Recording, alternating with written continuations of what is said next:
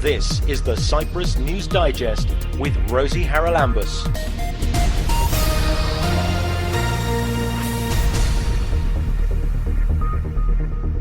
On this week's programme, we get the full inside story about the Freedom Flotilla and the Madleen, the boat that was hijacked by Israeli forces as it sailed to break the blockade in Gaza.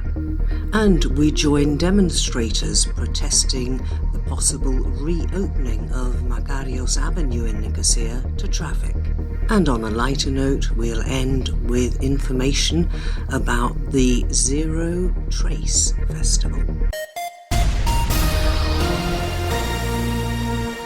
Joining us on this week's programme is one of the members of the crew of the Freedom Flotilla boat Madleen. Baptiste André is now back in France, one of 4 members of the crew who were deported shortly after the boat was seized. Can I ask you first, Baptiste, what made you join the crew of the Freedom Flotilla? Thanks for your question. I joined the crew because of my belief in humanity, about my work as a doctor, as you said, to take care of the people who are the most in the needed are something really important for me. Actually, in 2025, the place on the world where people need lots of attention and care is Gaza. So that's why I was engaged about the flotilla to give my help for them. Have you ever worked in Gaza as a doctor? No, I don't. But my father, the Dr. Pascal André, was there in 2024 and spent 1 month in the European Hospital of Khan Younis as a humanitarian doctor. And what he saw there was so incredible about atrocity that I cannot do anything. That's why I was engaged on the flotilla. Can you tell me a bit about how the whole idea came to be for the flotilla? Whose idea was it? Yeah, the main idea was to break the siege. It's a political idea and legal idea because we have the right to cross the Mediterranean Sea with our boats to go into the Gaza coast, and that was the main idea. The second idea was to denounce the genocide and ask for the end of this terrible war. Now, you were from many different countries on board. When you first met each other, was it on the ship before it set sail, or did you have meetings beforehand? We had some meetings before, and I met everybody before the start. It was important to build a crew, and it was almost important for me as a doctor because I had to know about the health of everybody before to take the sea. So you were actually the medic on board in case anybody on the crew got sick? Yes, that's it. I was supposed to take care of everybody of the crew about the physical problems, but also about stress, anxiety, and etc. Because we were on constant pressure because of the drone, because of the Israeli propaganda, and yes, that was my purpose. The stress must have been very difficult to bear the closer you got to the Gaza coast, because I'm sure you were all aware that Israel had no intention of allowing you to land there. How did that play out as you got closer?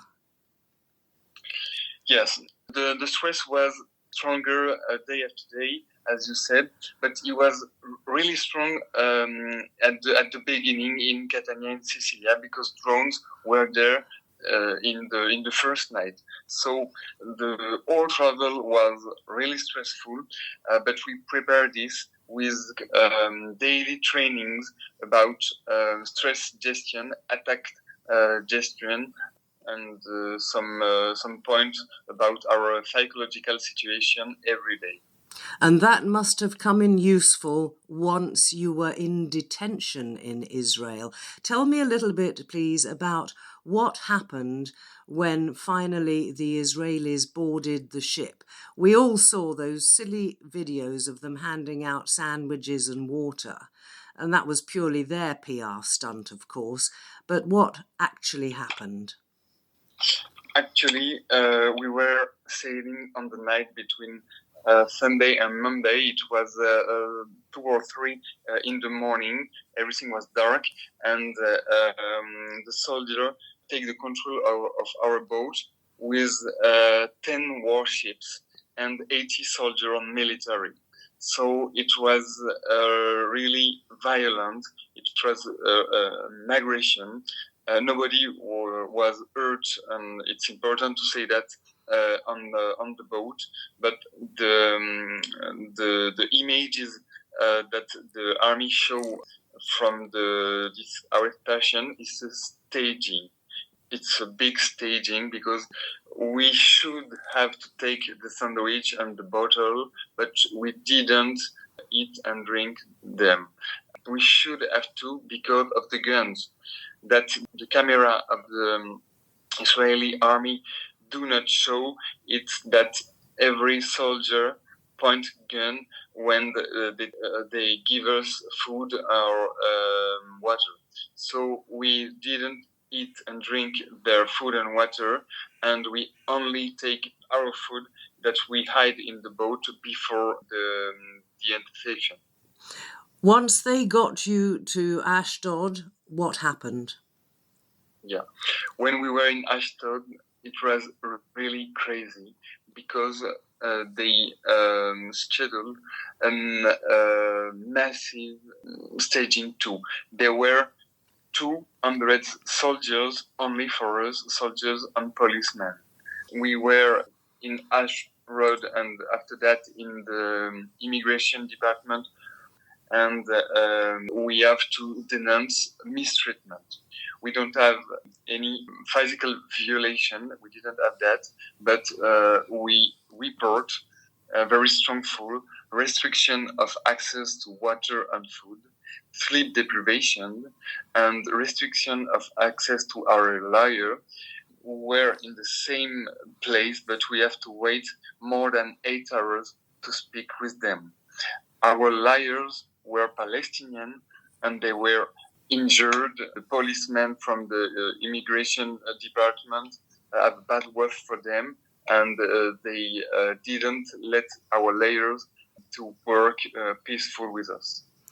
But the lawyers eventually, I presume, did have access to you. Now, what did they tell you to do? Because I presume that they said some of you should sign the papers because those of you who have been deported, like you, are now able to carry on talking to the press and telling your story, whereas the other 8 are still detained.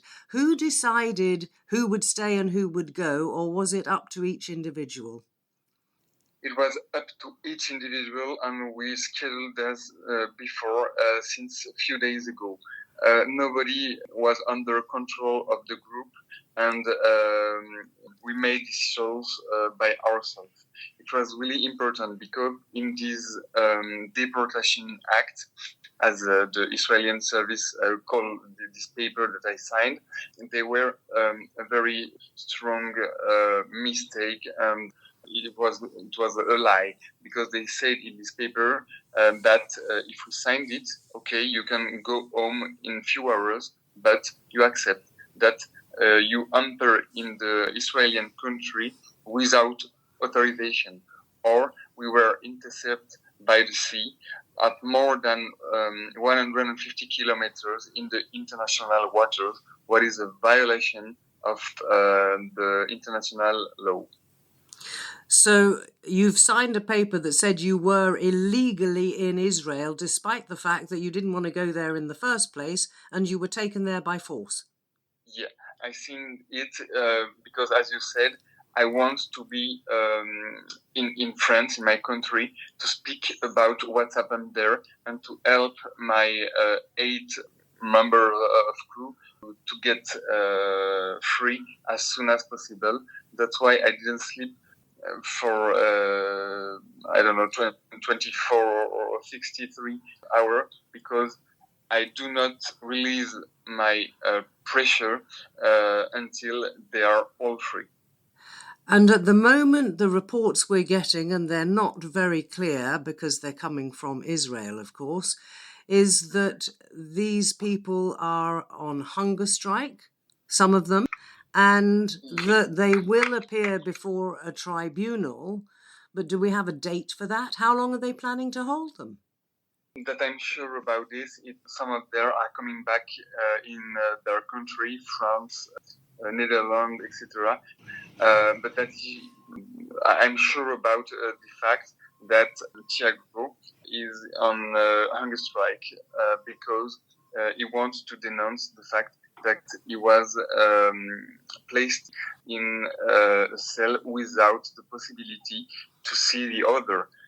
So that's illegal, and Thiago very courageously began a strike. And what about your thoughts about the governments of the countries from which you all came? They, as far as we can see, have done absolutely nothing. Yeah, it was pretty incredible. We asked with all French members of the crew 3 days before our arrestation to Emmanuel Macron to help us to make safe our passage with international coalition to make our passage safe, but we didn't receive anything, no answer.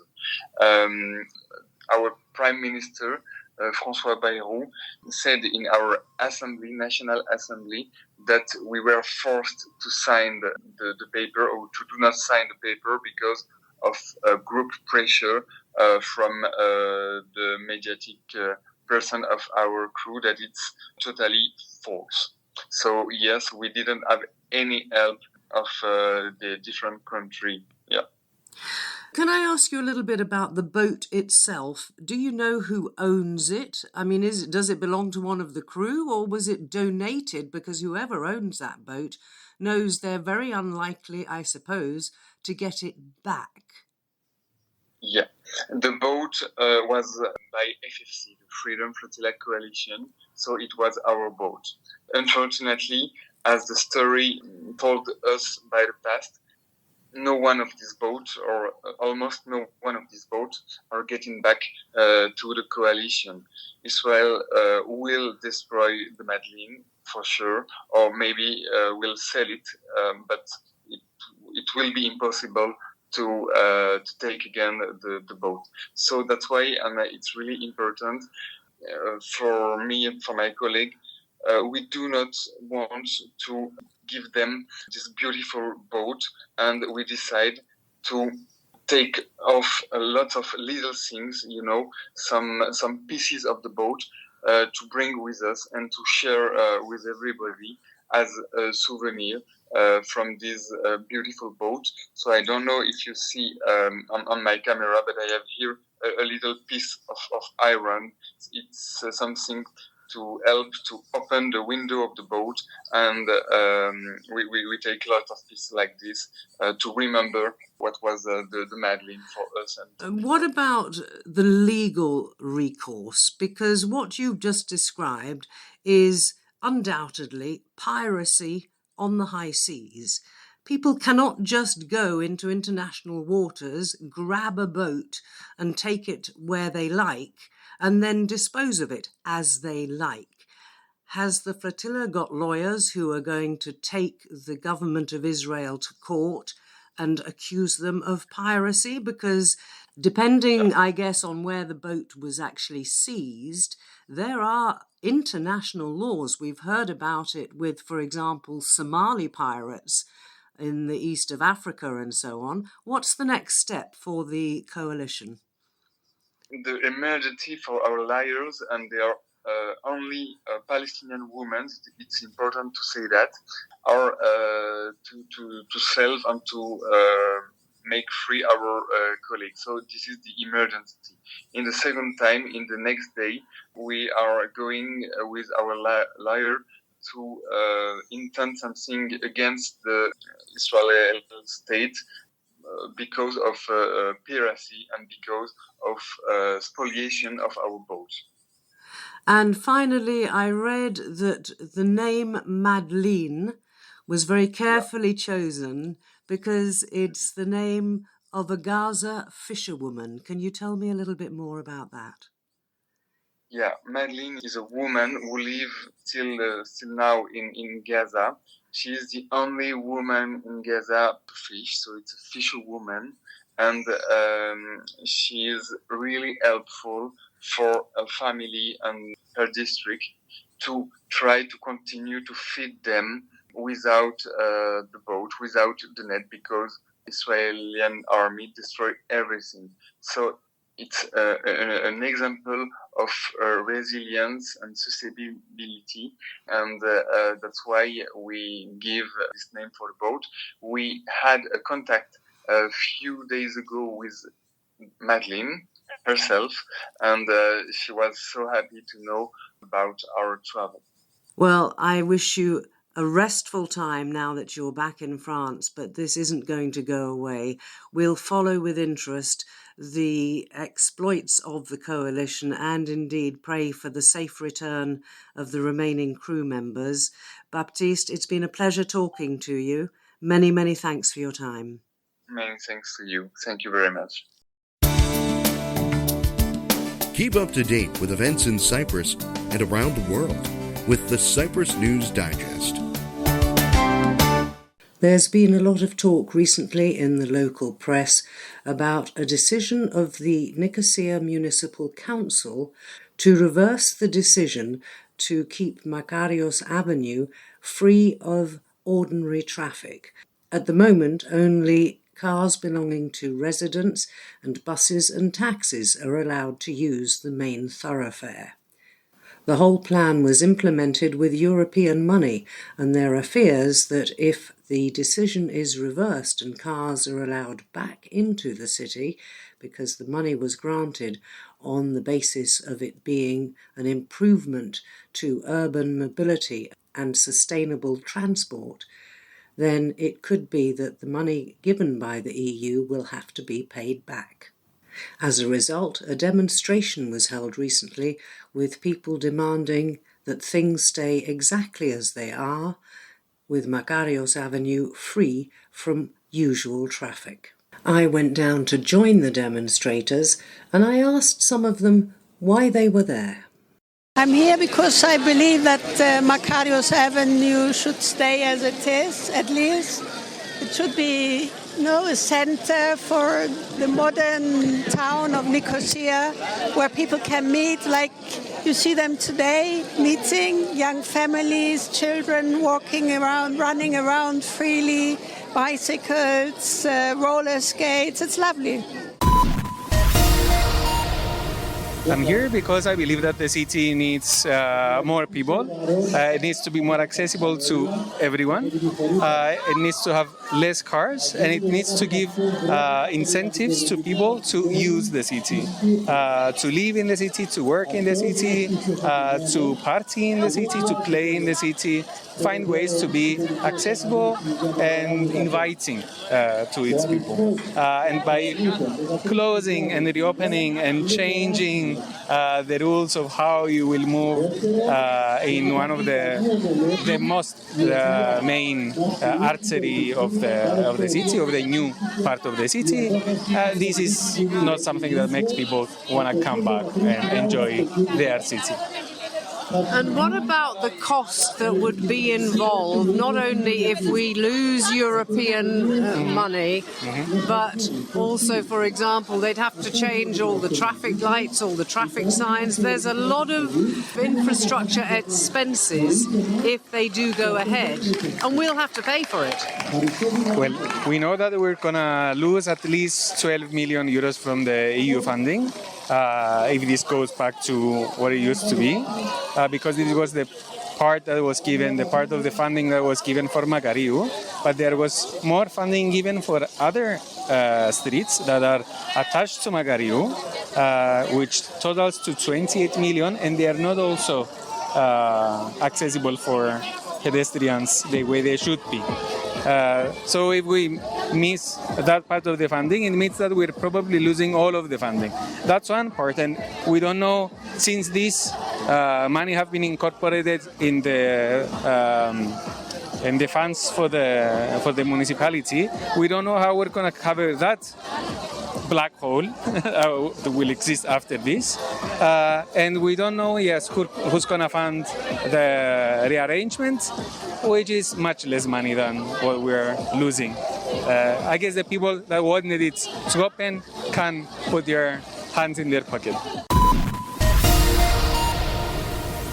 Member of Parliament for the Greens, Bambos Theobemptou, was also in attendance. When I caught up with him, I asked him what he thought of the turnout. I think it's fairly good. I expected a lot more people, but I'm happy. I'm happy with the event. I'm happy with the type of people that came here. And I'm so glad to see young people and people of all ages coming here to show their support for the not opening of cars to Makarios Avenue. I want things to stay as they are. I think people have got used to it, so it seems very strange to me that suddenly we have the municipality saying, oh no, let's change it all again. The problem, it's a real problem. Once we got the money to do the works, and they actually restructured the whole pavements, the design of the road, etc. Once you do this construction work, the next step is to take measures to bring people down, and they haven't done anything. There are tons of activities that other European cities do in order to get people come to the center and prevent the center from dying. We haven't done anything. Nobody did anything. There are events, there are markets, and there are games that they set up. All these things that people come up with in order to attract people to come to the center. They don't do anything. It's just they did this and they think people will come down. They will not come down. All right, so it's not just a question, though, of organising events and so on. It's also what the whole of Makarios looks like, because it's died in terms of commercial shops, because a lot of the landowners there don't put their rents down, so people, small shops particularly, independent shops, we've got the malls, it's the same old. We need something different, and nobody seems to think about that, or even maybe the municipality subsidise rents or do something so that independent small shopkeepers can come here and make a decent living. First mistake that everybody, I think, understands and agrees is that we shouldn't have the mall so close to the city. It should be far away, not so close to the city. This is one thing. But it's there and it's not moving. It's there and it's not moving. I know, but they want to expand it. Now, once you do that, you have to do things like, for instance, you said subsidize the rent, give incentives for people to come down here. The second problem we have is that when they extended the opening hours of the shops, a small shop owner cannot afford to be in his shop from 9 o'clock in the morning until 10 o'clock at night, like they do. It means that you hire somebody else, and small shop owners, they find it extremely difficult with this scale of things because they don't have employees just to keep the shop open. Okay, but the other thing that occurs to me is possibly the shop opening hours on somewhere like Makarios, certainly for the moment, could be that it closes from, let's say, midday till 6 p.m. because at that time of day, there is no shade to walk Of down course, and yes. shop because Yeah, they chopped down all the big trees and they've planted little ones that will take 30 years to grow. Yeah, I agree with you. I mean, they didn't think of that when they were doing the works. I remember I came rushing down and I saw the trees cut down in the middle of the street, and I still have the pictures because they don't think further. They say we're going to do this, and they did it. So now it's. But people won't come in the summer months. I know. I mean, from May through till probably October, it's far too hot to be here between midday and 5. It's government that sets. It's government that regulates the opening hours of the shops, and what they have said now is that you can stay open for as long as you like. This is what we have now. We don't have any regulation in force about the opening times of shops. So small shopkeepers could actually open up, do a bit of morning trading, and then again evening trading till midnight if need be. Yeah, but the competition is unfair. We have to admit that. It's unfair competition between the small owners and the big owners. Is there an answer? Because it's clear from the people who've turned up today that they feel quite strongly that this should be for people, not cars. Of course, I agree with that. That is the reason why I am here. But one needs to sit down, talk to people, understand the problems, see what are the possible solutions, and implement them, and not go and let cars through Makarios Avenue. We need to sit down and find solutions to the problems that we face. Not say they go for the easy solution, let the cars through because people in Agios Andreas find it difficult to get out of Nicosia, like they said in the parliamentary discussion that we had. This is what they said as an excuse, that people in Agios Domedios and Agios Andreas find it very difficult to get out of Nicosia. Well, I live in Agios Domedios, and it's perfectly easy to get out of town without coming down Makarios Avenue. Yeah, I know. I live in Agios Andreas now. And it's okay. I cannot go through Makarios Avenue to get out quickly, but I don't see that as an issue for me. It's not an issue. The point is that they try to find excuses for the decision that they made. Greens MP Bambos Theobemptou at the recent demonstration held in the centre of Makarios Avenue in Nicosia, with people protesting against the Nicosia Council's plan to allow cars once again into the centre of the city. This is the Cyprus News Digest with Rosie Haralambous.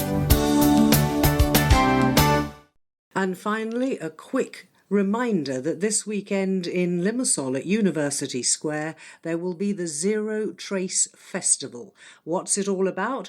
My final guest on the programme, Christina Chernakevicia, is going to tell us all about it. Christina, we are really running short of time, but we must include this. Tell us what's going to be happening this weekend. So this weekend, on the 22nd of June in Limassol, we will organise Zero Trace Festival. It's a free community-powered event all about rethinking how we deal with waste. It's organised by Zero Waste Alliance Cyprus in collaboration with the garage community and supported by Limassol Municipality, Limassol 2030 and Net Zero Cities. So it's not a typical festival. Yes, there will be food vendors, there will be drinks, music, DJ, and a market, of course, but the main goal of this event is to show to our community and the government how we can enjoy events without creating unnecessary waste. We have a lot of events in Cyprus, and it's always horrifying to me to see the amount of waste that is left behind. How are you going to ensure there isn't any, or at least that what there is disposed of properly? Yes, a great question. So we will have educational workshops and discussions around waste and how we as individuals can improve. There will be vintage and thrift markets and activities for all ages.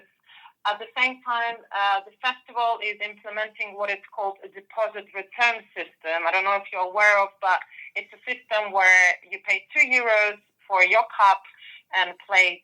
You go around, you eat, you drink, and at the end of the event, you bring back the cups and you get your money back. So therefore, we will eliminate the single-use cups and plates at the event.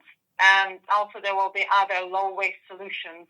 All right, I'm sure a lot of this is on a website somewhere. So for people who can't make it down to join you at the weekend, where could they go and get some hints? Yes, so you can follow us on Instagram, Zero Trace Festival, or other information can be found on the Alliance website, which is Zero Waste Alliance Cyprus. So yeah, please follow us, reach out, and ask any questions you may have. Fantastic. Here's to a fabulous weekend and no waste whatsoever. That is Christina Chernakevicha from the Zero Trace Festival. Look it up.